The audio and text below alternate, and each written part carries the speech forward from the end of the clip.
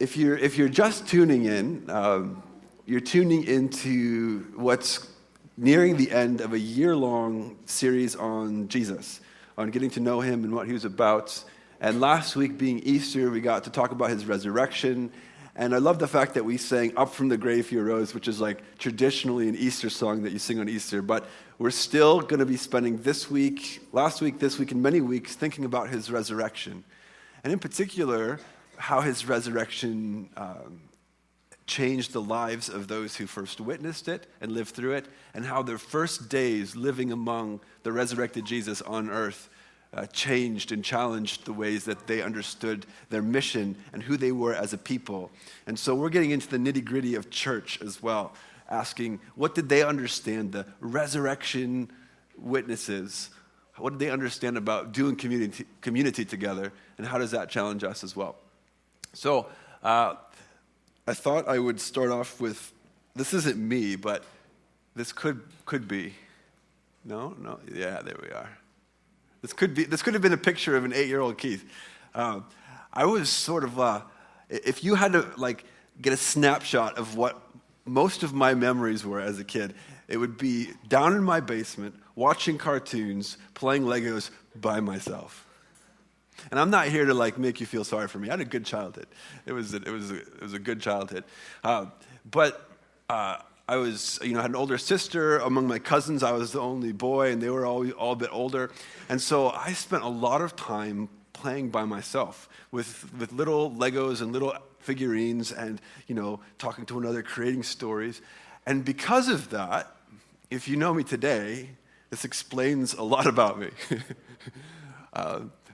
And when I get into life, when I get into the challenges of life, or even when life is just easy, oftentimes I'm living inside of my head. I've got this narrative. They call us introverts, but I'm not sure exactly what that is. Life goes on inside your head, and you're always thinking, you're always processing, and you've got storylines and ideas coming across the inside of your head. And because of that, because that's sort of how I've been formed and who I am, oftentimes, and I always wonder if my parents end up tuning in. Mom and Dad, sorry if this offends you. They're not here, they're in Illinois, but sometimes they tune in. Because of that, I sort of deal with some of the I don't know what you call it, the clinical effects of what you call neglect. Okay, we can erase that off, right? Kids who go through neglect, they really need a lot of validation. They thrive, even though they can hold it together and come across as sort of put together adults and individuals. When someone gives you a validation for something you do, it just really makes my day. And when it doesn't come, I've had to learn to have to just calm down and realize, okay, life goes on. People-pleasing dynamics come up with neglect. And then just these sort of senses of, how do I relate to other human beings? It's not always easy for me. So, as we get into the senses of community, I understand. As we get into this idea of community and what community is all about, I am the first one to raise my hand and go, you know what, this isn't easy for me. Getting to be vulnerable with other people and having to process and not bring my own sort of patterns of neglect to relationships. It's not easy. It's a real challenge for me. And so when I preach this sermon today, I'm preaching it to me as well. And so asking the question about community and relationship, and what that means for our Christian community. Looking back to the earliest followers and going, what did they know about community that we should know too? There we go. But the first place to start, and I promised you that I'd get real this week, the first place to start is with how church and community can be frustrating. It can be overwhelming, it can be challenging and messy, and I'm gonna, when I preached a few months ago on Jesus' teaching, I prefaced it with this: Jesus' teachings are hard. they're challenging.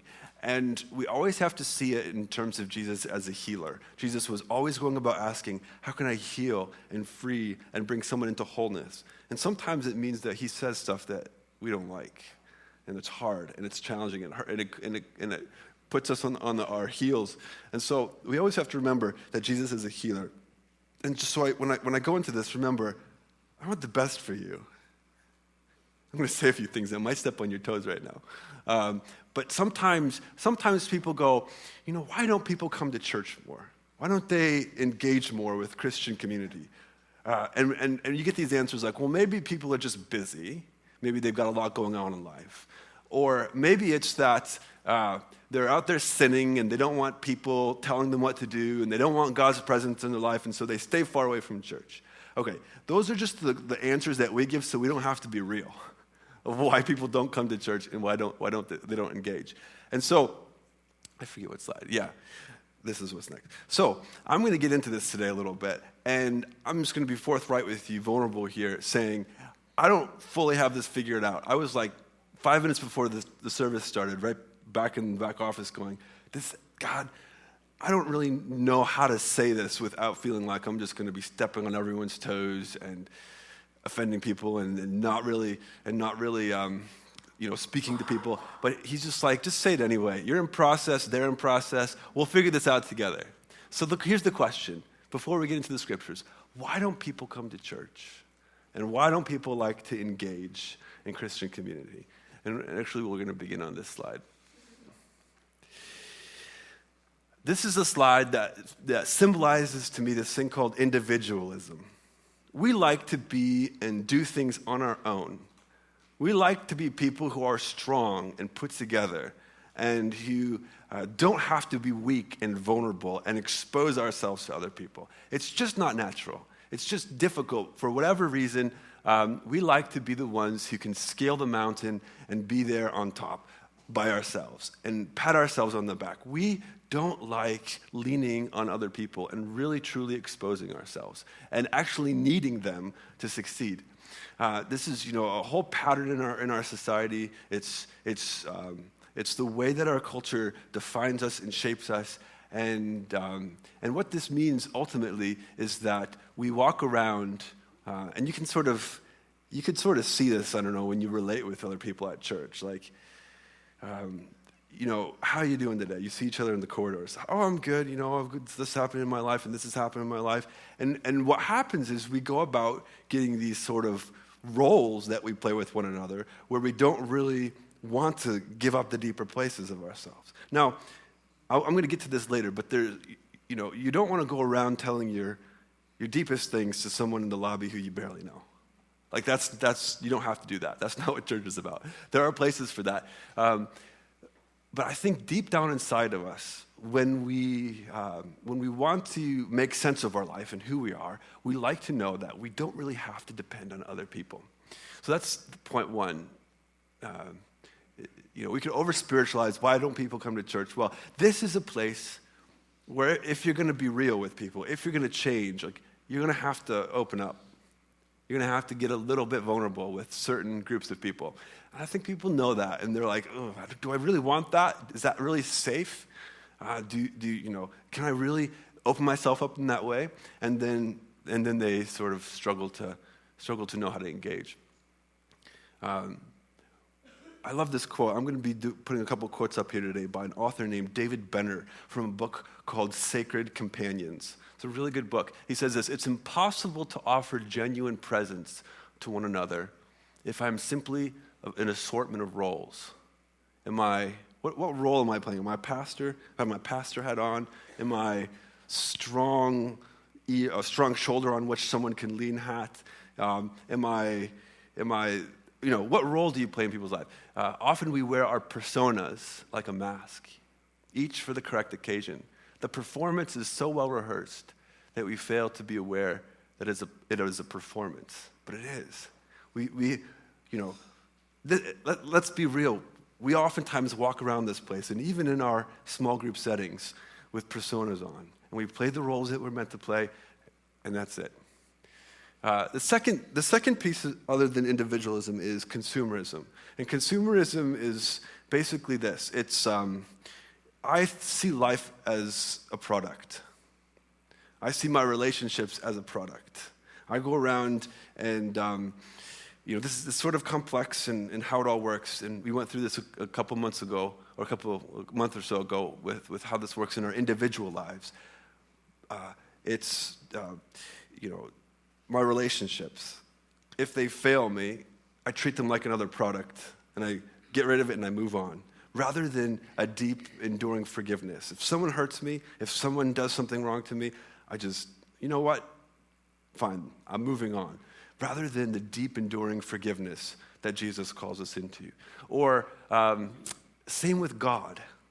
If we have a sense that God has failed us, we treat him like a product. And we're like, okay, if I can rely on God, I'm going to move on to something else. And church is the same way. If church fails us, if we don't like how it's going, if we don't like the decisions being made, if we don't like how certain aspects are, we think, well, I'm just going to go to find another church, find one that I like, and that lasts for a while. If you can stay anonymous, and you don't really have to be known by someone. But the reality is, and I've learned this over my life, is that all churches are messy.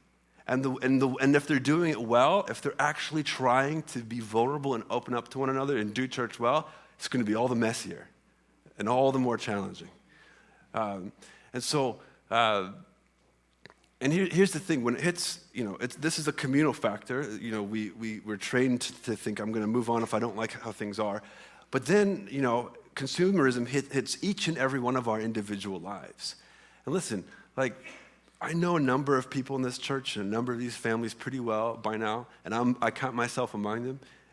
Sometimes our families are so caught up in our dysfunctions that it's so hard to even begin to engage in community. We think, oh gosh, man, I just went through 2 months and my marriage has been on the rocks. Or I've just gone through, a certain phase of my life, and I bought this thing that I thought was going to make life fun, but you know what? Now I'm working 80 hours a week to have to pay it off. Or, what is it, the ways that consume, I see folks, and myself including, buying things and investing in things, and I think, it may seem like an important thing to do or a wise thing to do, but then it consumes the life. It consumes the life out of us. And so our relationships, our products, our things that we invest in, it makes it really difficult to have extra time and energy. And this is where, I go back to this particular slide here. Just, how many, other than me, how many people feel like that's their agenda, that's the stuff they've got to figure out how to do in life? I saw one honest person out there. Our lives get so busy and so filled with our investments and the things that we're wanting to invest in. So I think I'm not talking about church that, you have to be at church all the time and church is everything you do and, serve in 17 different ways at church. I'm just talking about getting our lives in order, our personal lives in order enough that we can invest in some of the most important parts of our faith, which is Christian community. So there are all these things that come together that make, this is funky today, all these things together that make church frustrating. And here's what you get, and this is where I just got to be real. You come into church and you think, well, there's a few people who know each other and they're friends, and there's probably somewhere a group of people who are like really good friends in the inner core of the church and people who are loving it. What you get in a church setting, and I think because Grassroots has grown a little bit over the last many years, we've struggled. Because what's really happening, I think, in this, in this lobby area before and after church and in our personal lives, is you have a lot of people who are struggling to hold their lives together, who don't know they want to be vulnerable with each other, and who are sort of just figuring out how to keep this place going. And so you have a lot of invulnerable people with smiles on their faces, who are so busy that they don't even know how to keep their own personal lives together. And that's this is the mess of church life that we have. And if you feel like, man, like everyone feels in here and gets it. Like, I would say that if you took a poll, I would say that 90% of people feel like they're not really sure if they have a place, or that they really have deep friendships here. So you walk around and you wonder, what you're seeing. That's what you're seeing. You're seeing a group of people who are just really figuring out how to do church and do it in a way that's sustainable and doing it in a way that's transformative and struggling to know. And you see it. I mean, like, I talk to people, and how are you doing, Keith? And then I'll talk. I play my role as pastor, and I don't really share too much. And then I look, this is an exception today. And then, I look in their eyes, how they're doing. They share a little bit of stuff they're doing. And you see this look, I've learned to recognize it. It's, am I going to be brave enough to really say? And I see it coming back at me. Can I really say how I'm feeling? And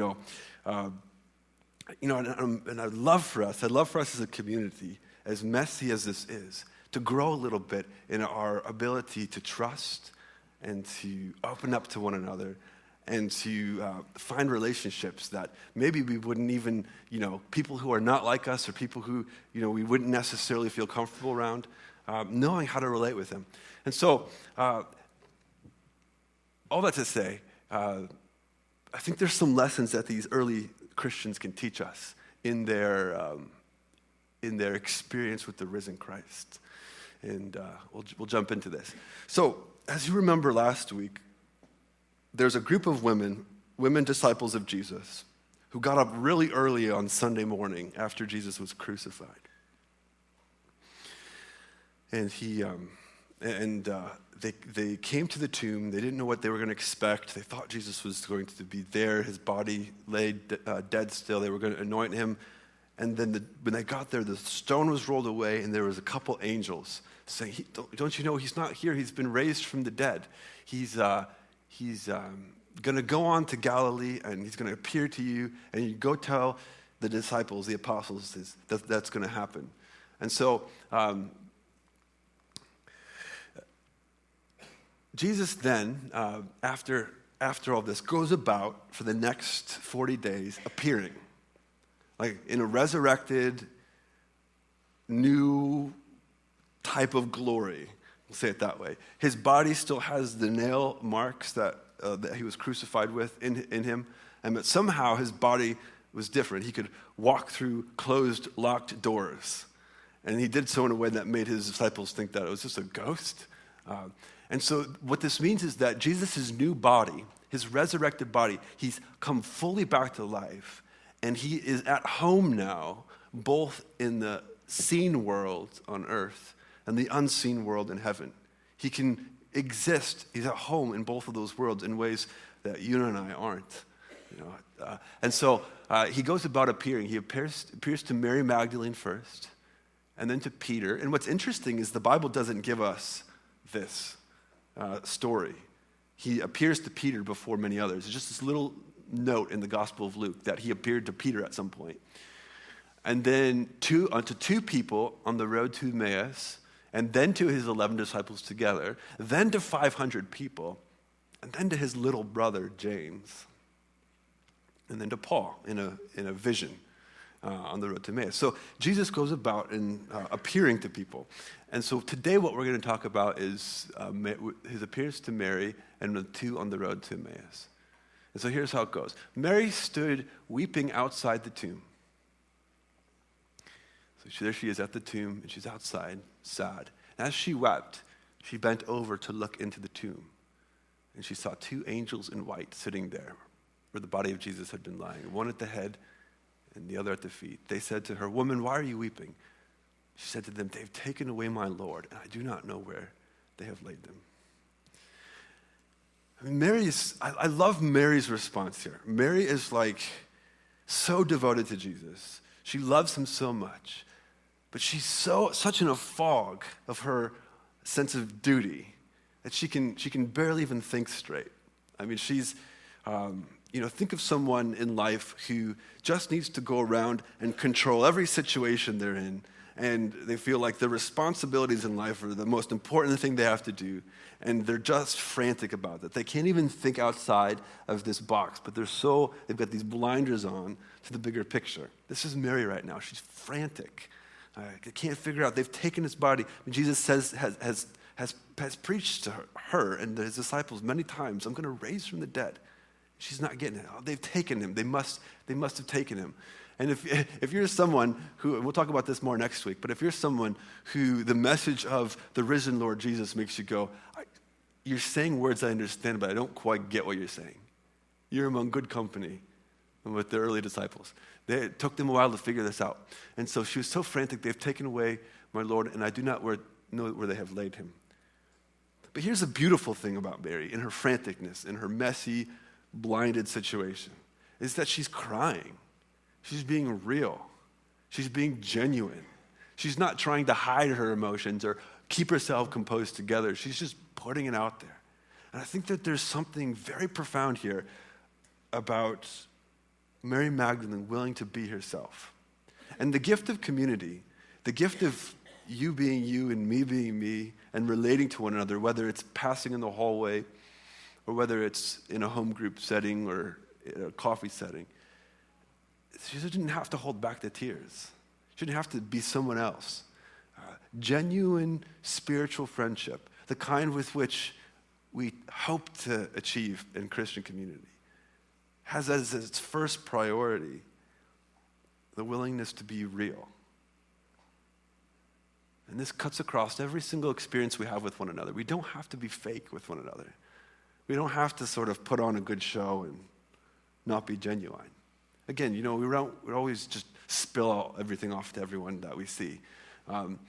But when it comes down time to it, it's okay to be real. It's okay to cry.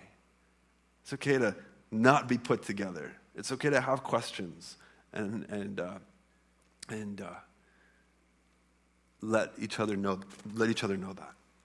that. So there she was, crying outside the tomb, being real, not holding anything back. And Jesus comes up behind her. This is the first time he appears to anyone after his resurrection. Comes up behind her and says, "Woman, why are you weeping?" I've got some quotes here. I'll go back to that. When she had said this to the angels, she turned around and saw Jesus standing there, but she did not know that it was Jesus. We don't know if he was disguised. He probably was disguised. He had this power where he could make himself not quite seen or understood. And he used it. So she turned around. Maybe she was just seeing through her blurry tears, but maybe it was something more mysterious than this. She didn't know it was him. And Jesus said to her, "Woman, why are you weeping? Whom are you looking for?" And she thought that he was the gardener. Supposing him to be the gardener, she said to him, "Sir, if you have carried him away, tell me where you have laid him, and I will take him away." And the second point that we get out of this, that we have to take seriously, is that Jesus shows up in Christian community, in our lives all the time. Jesus is with us, but he's hidden. We can't quite see him. We're not quite sure that he's there. And we need one another to help discern that, to help figure out what God is doing in our life. And it's just striking that Mary's alone. She's not with anyone. She doesn't have someone helping her at that moment to recognize Jesus. She's alone. And so she's in her vulnerability, and she's like, "Tell me where you've laid him, and I will take him away." And Jesus said to her, "Mary." And she turned and said to him in Hebrew, "Rabboni," which means teacher. Wow. Mary. All he had to say was one word, Mary. Think of the intimacy there. Mary. She turned and said to him in Hebrew, "Rabboni," which means teacher. Jesus said to her, "Don't hold on to me, because I have not yet ascended to the Father. But go to my brothers and say to them, I am ascending to my Father and your Father, to my God and your God." And Mary Magdalene went and announced this to the disciples. "I have seen the Lord." And she told them that he had said these things to her. So here's the thing. If we need one another, and if we need relationships so badly in our Christian life, then why was Jesus like, "Don't hold on to me. Don't touch me"? Almost like, And I think it's this. You look at his earthly ministry. Jesus allowed people of all sorts to touch him and to depend upon him. There's women who would come and kiss his feet and cry their tears of sorrow on his feet and wipe his feet with their hair. And Jesus let them. There are women who would anoint Jesus, put perfume on him to prepare him for his suffering.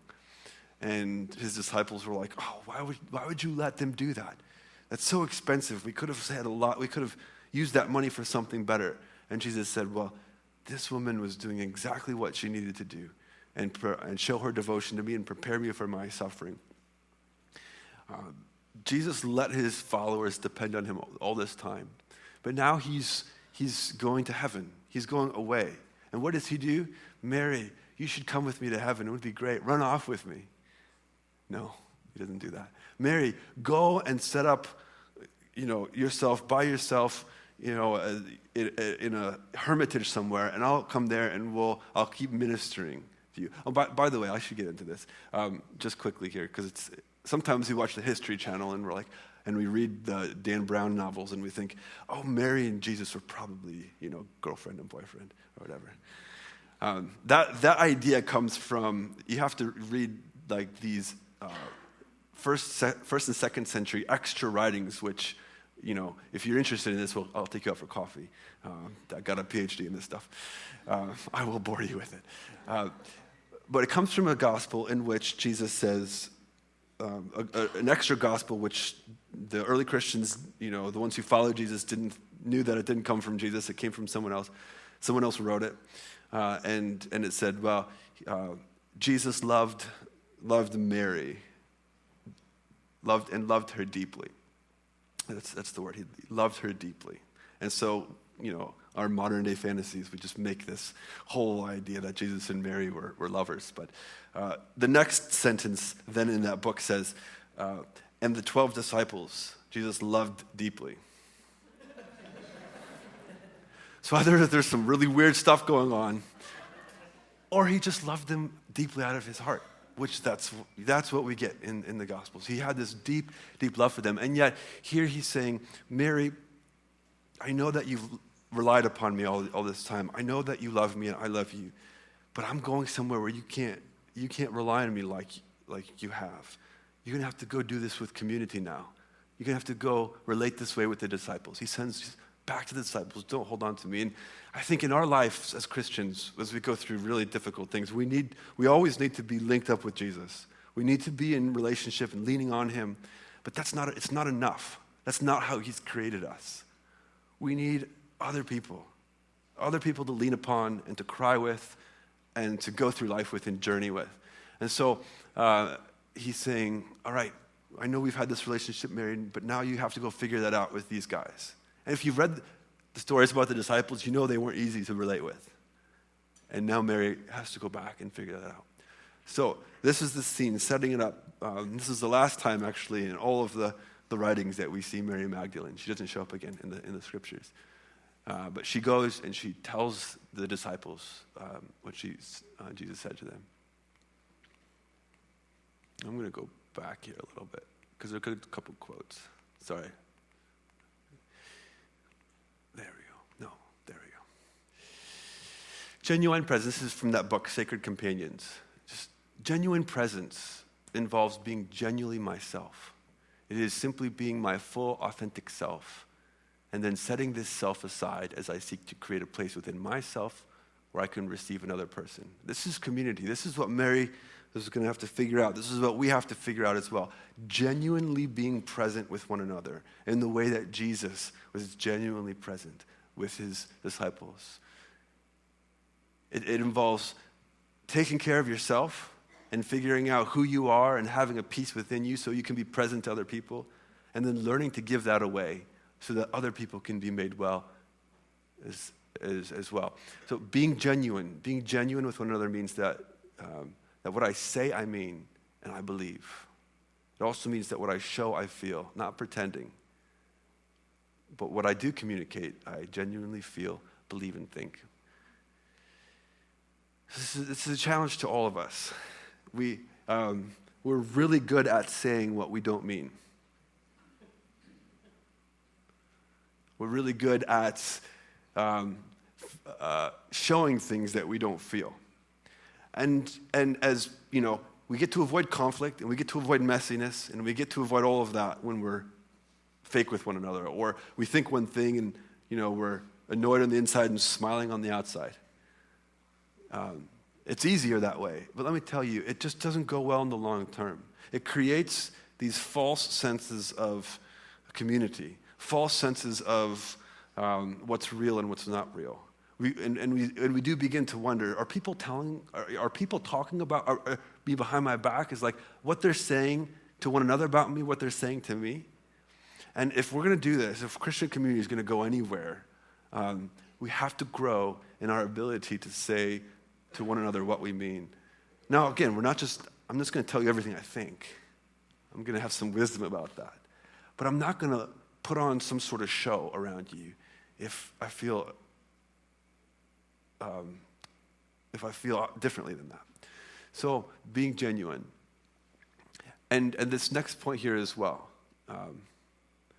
Contemporary discussions of the soul often place the emphasis on the care of one's own soul.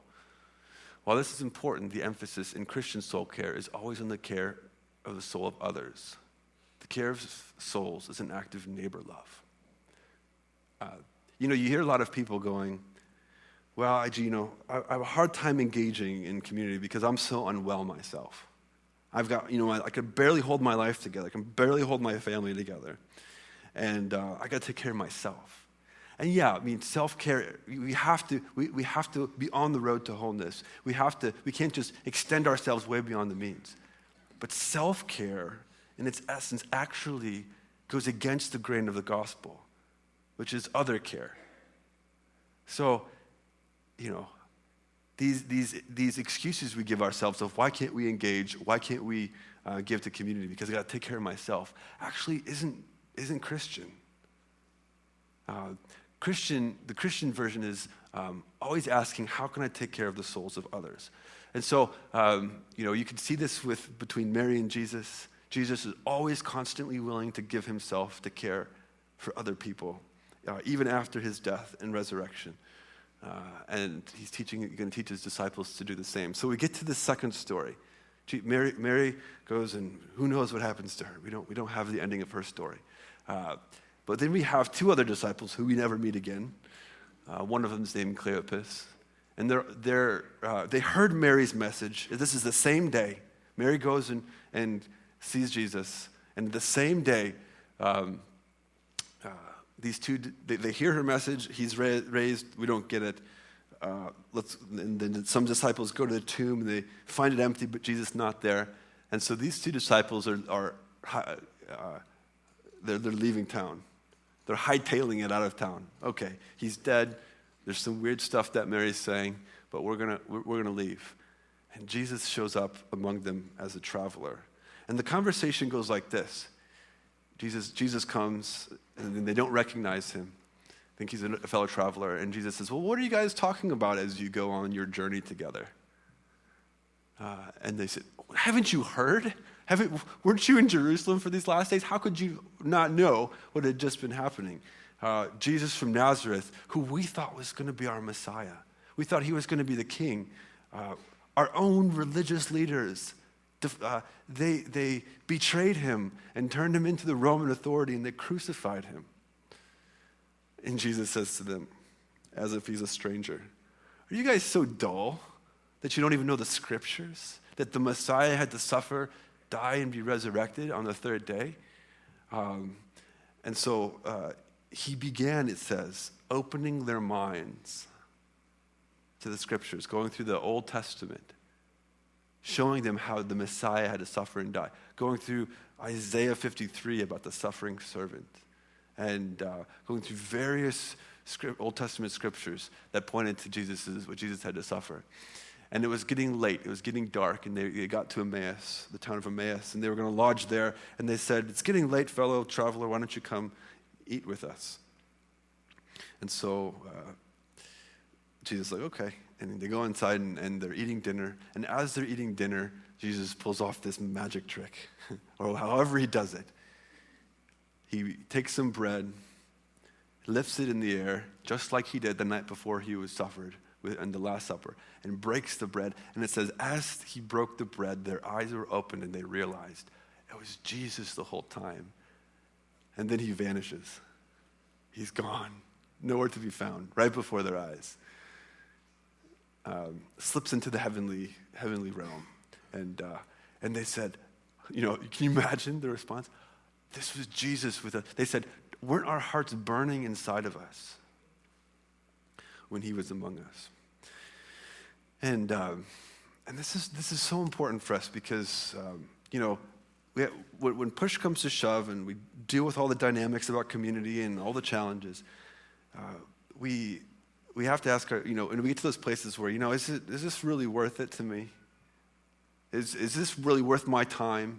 Like, why should, and that's when you want to know how, when consumerism and individualism are working together in a church, you'll start hearing those phrases. Is this worth my time? That's the telltale sign that that's what you got there. Or, is this, I know I'm so busy, but it's hard to make it a priority. That you'll hear that as well. But if we're going to be aware of the hidden Jesus working in our life, if we're going to make any progress spiritually at all, it has to be in community. And it has to be with people who aren't like us. And it has to be with people who aren't part of our echo chamber, reinforcing everything we always believed anyway. We have to be willing to fellowship, to take journeys with one another, even when it's in times of deep sorrow. We have to be willing to help one another figure out where the hidden Jesus is working in our lives. And why? Why? This is the question. Why is this? And it's because what God is after in our life is to shape us into people who can love selflessly, love purely. And we can't just do that alone. We can't figure out how to be people who give of ourselves sacrificially if we're always just by ourselves. We need one another. We need people to teach us how to be, how to have intimacy with each other, how to be vulnerable with each other, how to go about giving yourself in a way that isn't self-oriented. So why do we community? Why do we do Christian community? Well, a major reason is because if we're isolated from it and if we're just on our own with our own friend groups and our echo chambers, we don't grow spiritually. Nobody does. And when you're off by yourself, not engaging in this type of community, you're leaving someone else without another person to do it with as well. See, Christian community and why we engage in it isn't always about what we get out of it. It is about what someone else might need me to give to them and offer to them so that they might grow and figure out where Jesus is in their life.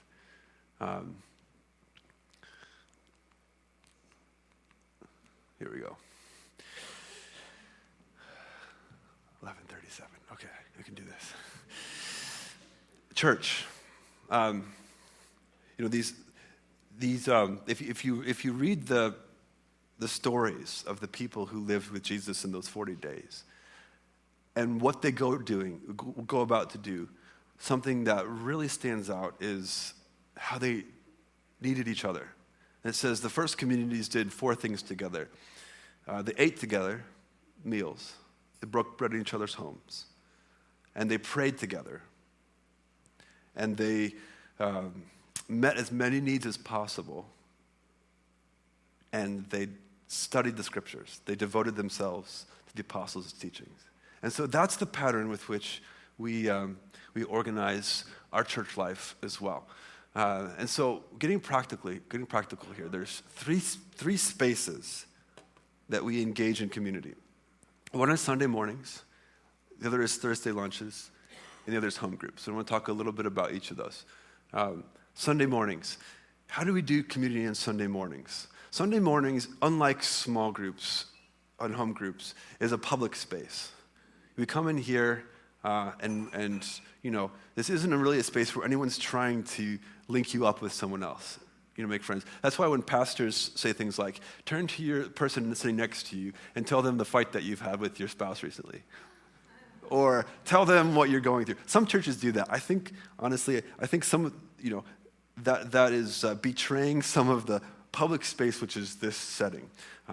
This isn't a space that you're meant to come to deep friendship and vulnerability with people around you. Now, in a church this size.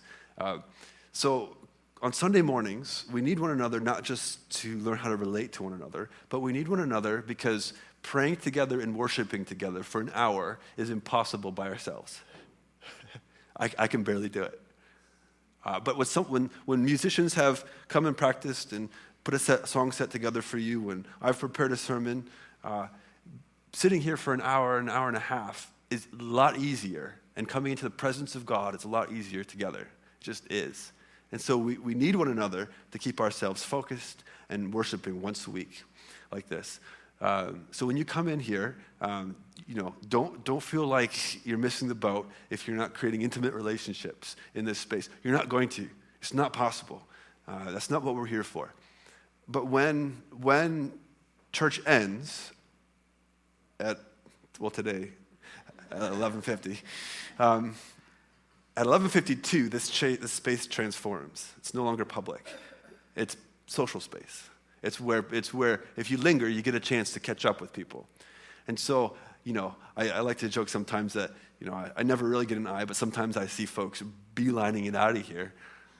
And that's okay. There's nothing wrong with that. But the reason why people do is because they sense it's coming. If I stay here, someone's going to talk to me. I don't want that. But if you're someone who wants someone to talk to you, if you want to be known and slowly make yourself known in a community like this, feel free to linger.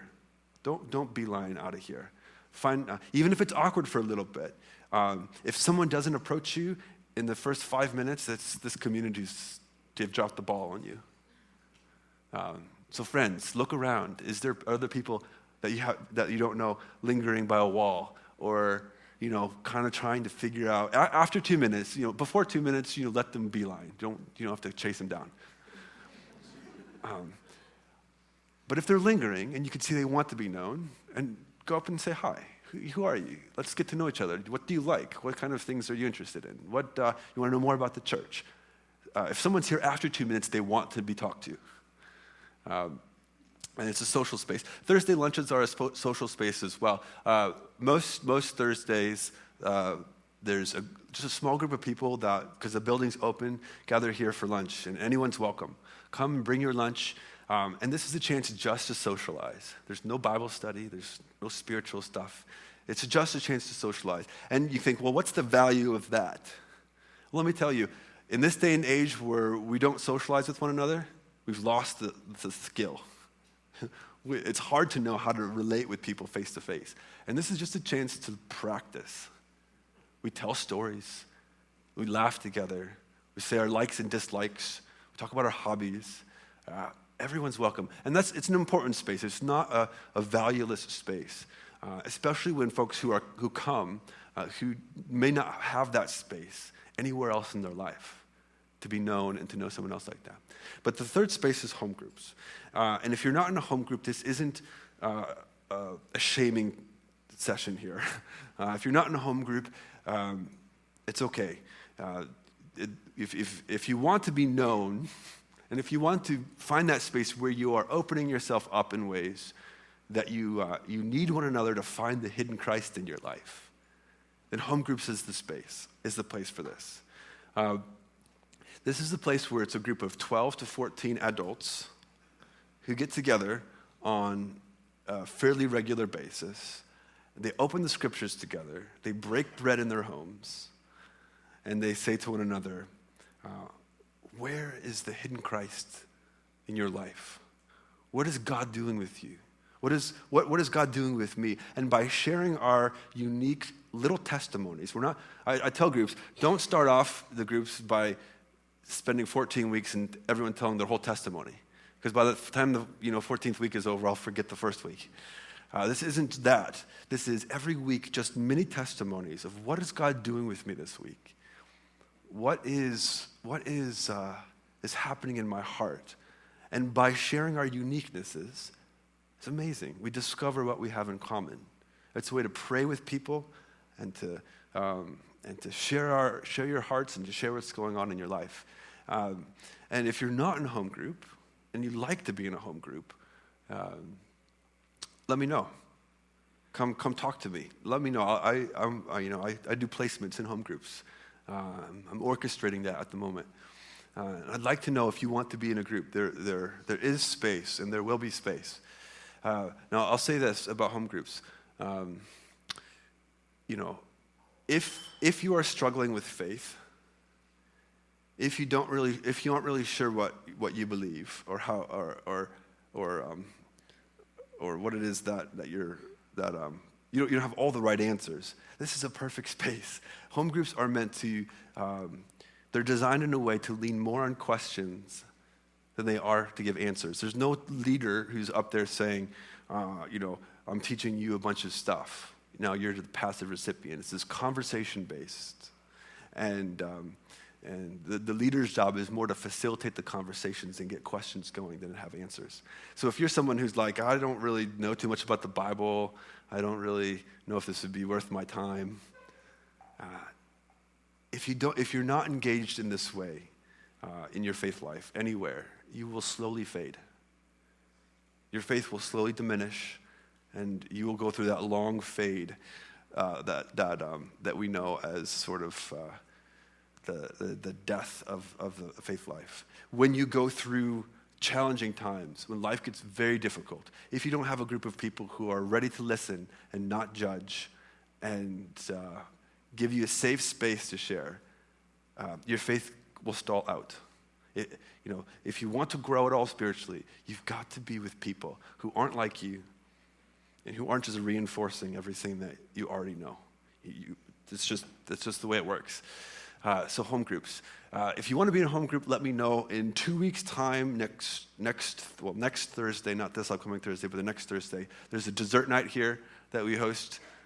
If you're just interested in learning more about home groups, come to that. And there's no commitment necessary at that point. You're not signing up if you come. You're just getting to know more.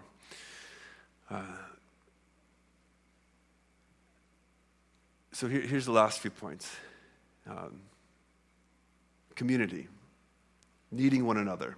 Vulnerability.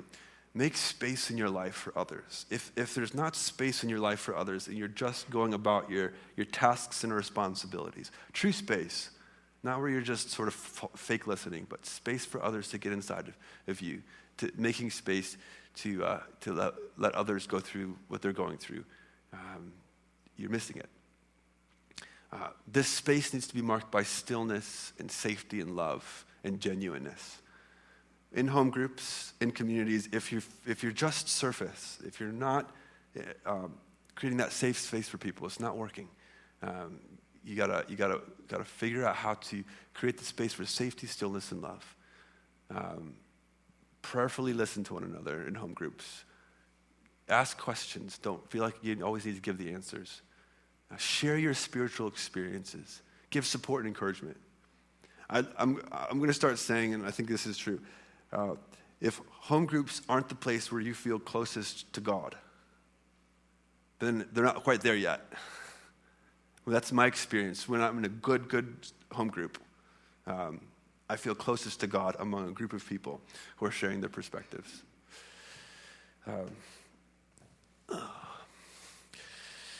So friends, there's a lot of reasons why to do church. And there's a lot of, good reasons why people don't do it. I think the reasons why people don't do it really boil down to their own life being challenging. Boils down to they're not sure if they can trust themselves vulnerably with other people. And they're not even sure that they can trust other people with their faith journey. But if you're not engaging in faith community in a way that gets down into home groups where people know you and can look past the mask, then you're not going to be able to grow spiritually, and neither are they. So, find your way into small communities of people who share the faith. And Grassroots has it, and I would say we're about 50% there in terms of establishing the groups. There's 6 groups going right now, and 85 people here participating, and so we're on our way. We're on our way there, and there's space for you. If we're going to discover the hidden Christ among us, we need one another to be genuine and real. So as we do every week, we bring ourselves to this table, this meal together. It's a family meal where we remember that Jesus was marked at the very core by selfless love, his genuineness and his ability to pass it on to others. So come and take a piece of bread and dip it in the juice as a symbol to say, God, not only do I want you, but I want to be part of a community of people who want you. So whatever it is that God said to you, I don't know what it is today, of all of this stuff that God spoke to you, what's he saying to you right now? This is the moment that you can ask that question. What am I taking away? What is God really, really challenging me with? What is he saying to me? What are my questions still? What are the things I don't really know what I think about or agree with? Come on up, take a piece of bread, dip it in the juice, and let it be a prayer, and offer up whatever's on your heart to God today. So friends, thanks for sticking with it today. The table is set, and everyone here is welcome.